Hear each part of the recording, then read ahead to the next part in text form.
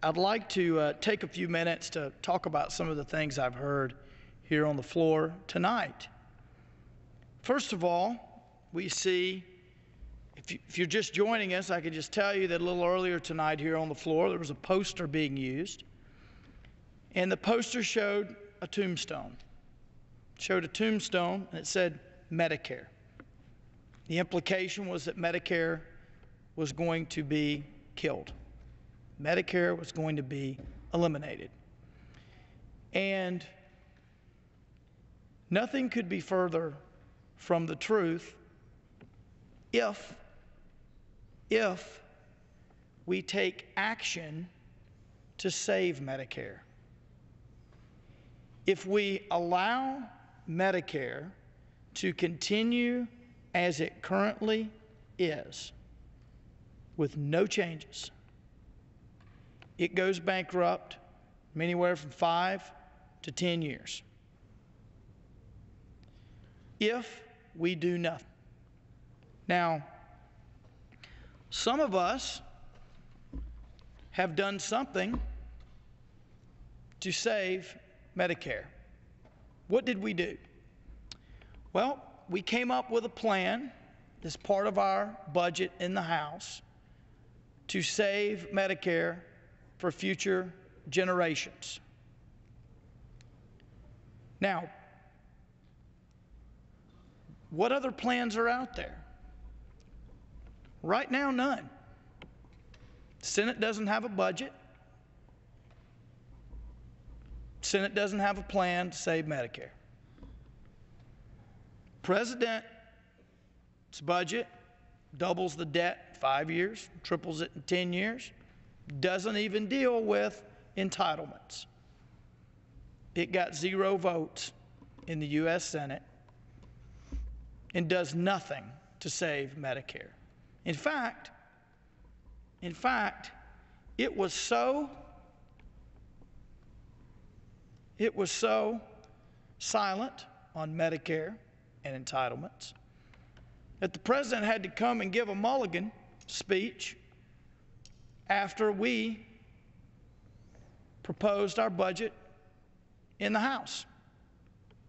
He gave a speech saying, well, what it really meant was, and he laid out some ideas, not enough specifics, so few specifics, in fact, that the Congressional Budget Office said, we can't analyze that speech. We can't score that speech. Not enough specifics. So the Senate doesn't have a plan to save it. The President doesn't have a plan to save Medicare. We have a plan to save Medicare. So what has happened?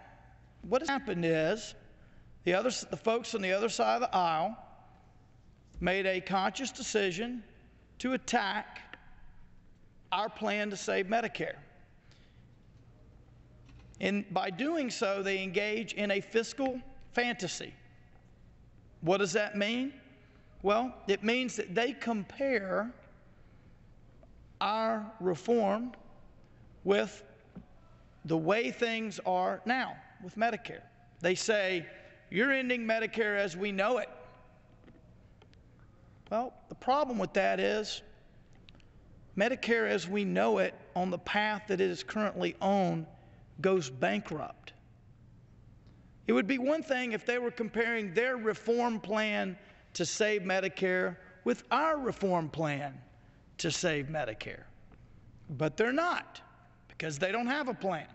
So they prefer to compare our plan with the way things are now, even though they know the way things are now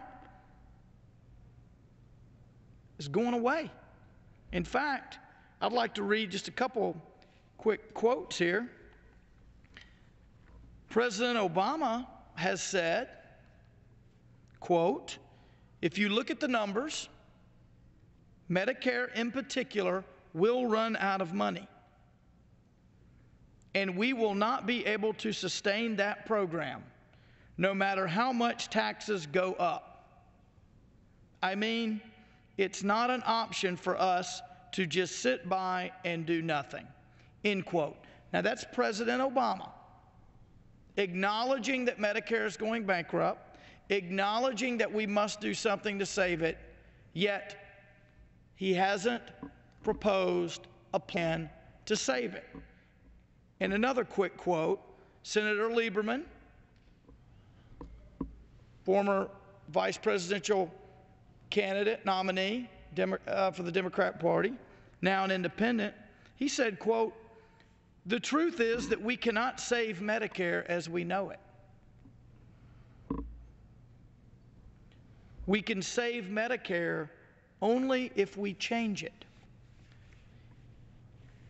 That is the hard reality, and that is what we are trying to do, is save Medicare.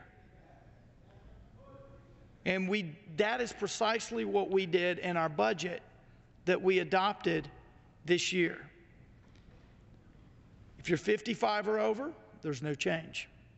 If you're under 55, you would be in the new program as Medicare would be constituted, what we call premium support. If you're 55 and over, as the gentleman said, there are no changes to you. We give folks time to transition to a new way of living under Medicare, a different kind of Medicare, but what we think would be more effective at reducing cost by putting in some market forces and saving Medicare for future generations. I yield to the gentleman.